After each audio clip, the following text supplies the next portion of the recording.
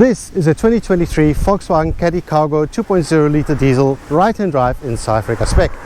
Being in South Africa spec, it means that certain features that this car has as standard are optional extras in other countries, and similarly there are optional extras or standard extras in other countries that you just cannot get in South Africa. Today I'm going to be showing you all the quirks and features of this car in South Africa spec. Being a van, let's begin at the back where we have a very nice big sliding door. And being South Africa spec, we also have a sliding door on the other side. That's not even optional in some other countries, but I personally think it's fantastic.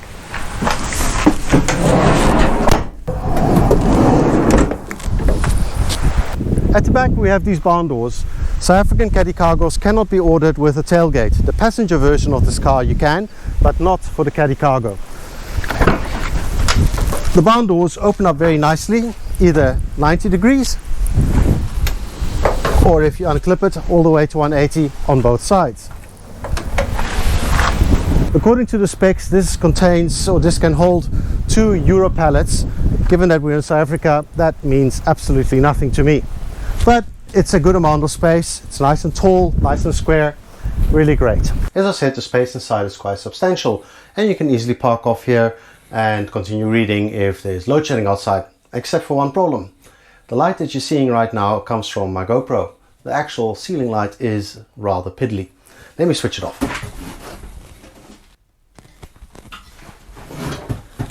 This is all the light you get. In this day and age of LED lights, I would have expected a little bit more, which is why I actually installed my own little LED light, given that there is a very convenient power socket available. Let me switch that on. You see, that is significantly better. Incidentally, this mat is something we put in ourselves. You cannot get the wood covering that you can get in other markets, and this perspex sheet is something I added in myself. I'll explain a little bit more about that later. At the front we also have 2 doors, one on either side. That seems to be standard worldwide though. When you get into this car, you will immediately notice that this is a workman's car, because absolutely everything is made out of hard plastics. That is very common nowadays with all cars, and obviously even more so in something like this. To be honest, it doesn't bother me too much because, well, I don't touch most of those surfaces in most cases anyway. What is nice about the Caddy is that inside there are a lot of storage facilities. We begin with a storage bin in the door, which is really huge. There's another smaller one here, perfect for keys. On the passenger side we have a decent sized glove compartment, another storage facility in the door, one here in front of the gear lever, which in other countries houses the wireless charging facility, and then some more storage facilities here. Unfortunately, you cannot get an armrest in this Caddy in South Africa at all. At the top of the dashboard there are also a number of recesses where you can store things. Most of the time these would just reflect in the windscreen. My favorite storage facility is up here, underneath the roof. This is standard in South African spec models, and I like it because it's away from prying eyes, which means that you can keep your valuables here, because hardly anybody will think that there might be something up here, and thus it's relatively safe. While we're up here, the inclusion of a rear view mirror is the oddest quirk about this car, because in South Africa spec all Caddy Cargos do not have any windows at the back. In other words, you can see absolutely nothing. This grille is standard, however, but unlike in other countries where you can order a window to separate the back from the front, in South Africa you can't. I ended up putting up a perspex plate for exactly that same reason. It cuts down on the noise and it makes it a little bit more pleasant in the cabin. The one thing that is standard in this car is the smoker's package, which consists out of this ashtray. As I don't smoke, I just keep spare change in here for the inevitable car guard. Thank you very much. As can be seen from the center console, there's a lack of buttons. There are a few touch sensitive buttons down here for the parking functionality, as well as the climate control, quick access functions. But apart from a volume knob and a tuning knob, there are no buttons whatsoever. That means that everything needs to be done via the touch screen. There are a few oddities. You can switch the unit off, in which case it displays this clock, and you have an option of 4 different clocks. But the bizarre thing is that you can never display this clock if the unit is on. So if you want to darken the cabin at night by not displaying the screen, and you would like to just have the clock because it's the darkest, that is simply not possible. It's a weird function because who drives without the radio on, really? The climate controls are also all virtual. As I mentioned, there's a quick access button at the bottom here, but also over here you can just press this and there you have the different functionality. And to be honest, while many people complain about this, I don't find it so bad. Once you get used to it, it's very quick to go and select what you want.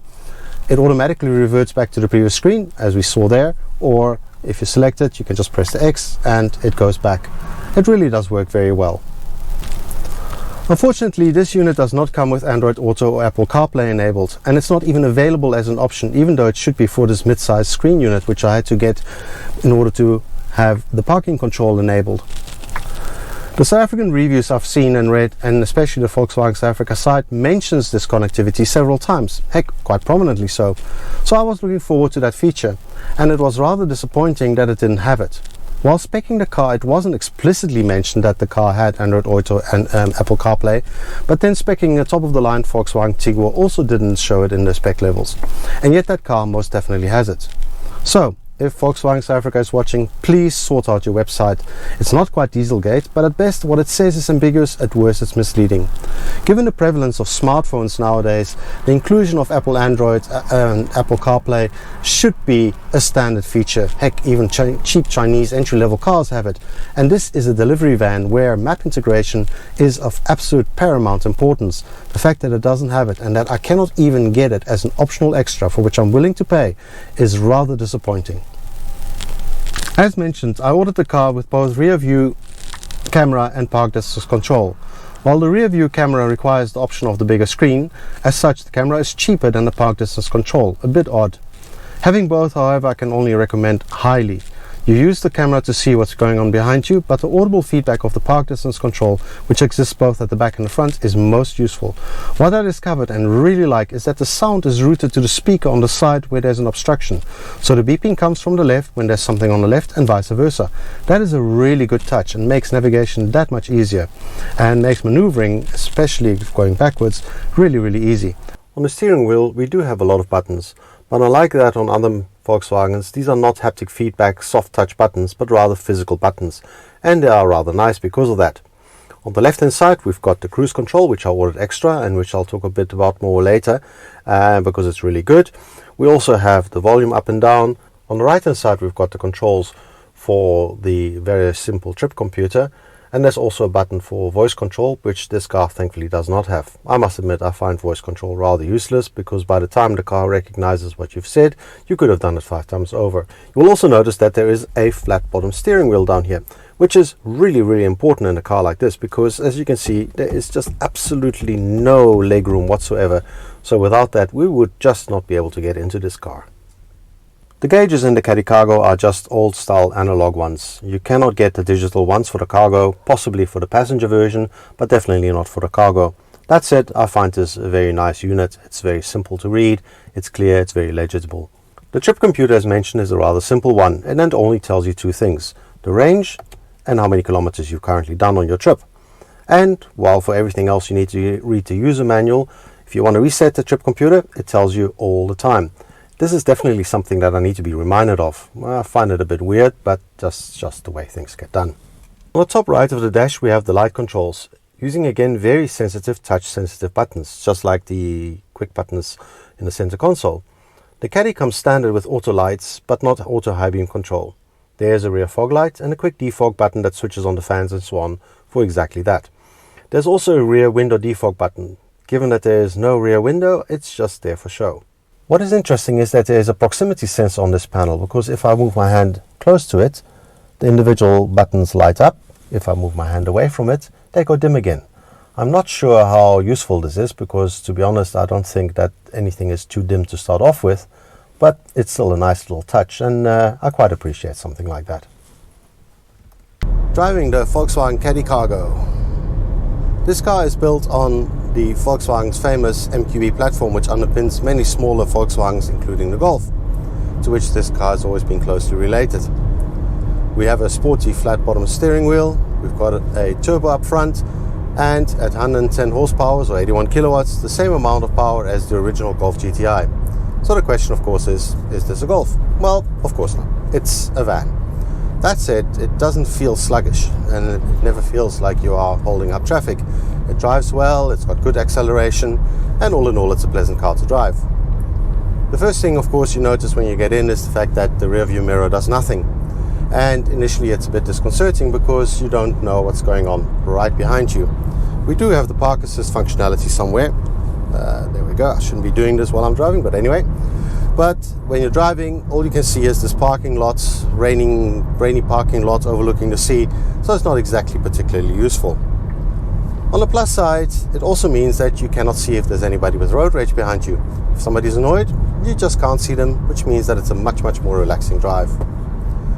The sound levels inside are actually very well controlled. Of course you can hear it's a diesel now and then, and there's no sound insulation in the back, so a lot of noise comes through from there, including the weird sloshing of the diesel just after you filled up. That's the reason I put the Perspex glass sheet in there, as that minimizes the amount of sound that comes through. Things I really like, well, it's the cruise control that I ordered extra for this car. It's a very good unit in that you can dial the speed ahead of time and then tell the car go execute it.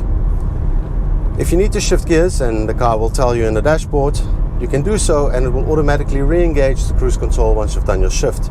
Very handy. If you come to a downhill, the car will automatically apply the brakes, not just use engine braking to get down to speed.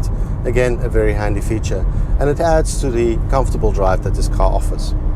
As standard, this car comes with automated hill hold parking brake assist functionality, which means that you never have to pull a handbrake.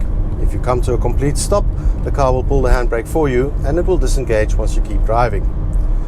If you stop the car completely, in other words you take the key out, the handbrake is fully pulled as well, and it will also again disengage automatically if you reinsert the key, start the engine and start driving. This makes driving a manual car like this that much more comfortable, especially in stop and go traffic, as you don't have to constantly pull the handbrake and release it. And it's a small feature that really works well once you get used to it, and does make driving a lot easier.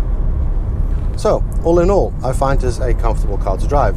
As I said, it is a van, but it doesn't really feel like a van. It feels more like an SUV with increased ride height, and apart from directly behind you, very good visibility everywhere. All in all, a very pleasant car.